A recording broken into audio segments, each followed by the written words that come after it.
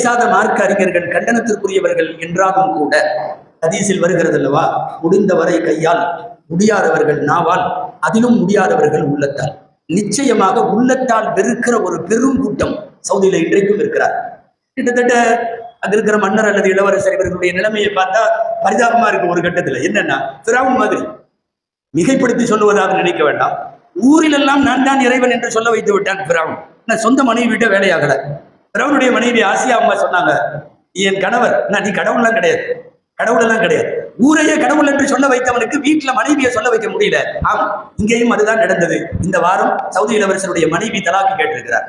அமீரா சாரா அந்த பெண் 4 குழந்தைகளோடு ரியாத்தில நடைபெற்ற இஸ்லாத்தை கேவலப்படுத்துகிற இந்த நிகழ்ச்சிக்கு பின்னால் நான் இவனோடு வாழ மாட்டேன், இவரிடமிருந்து எனக்கு தலாக்கு வேண்டும் என்று தான் 4 பிள்ளைகளோடு பிரிவதை கேட்டிருக்கிற அந்த செய்தியை பார்க்கிற போதே பிறவனும் ஆசியாவும் என்பது போல ஒரு செய்தி நினைவுக்கு வருவதை தவிர்க்க முடியவில்லை.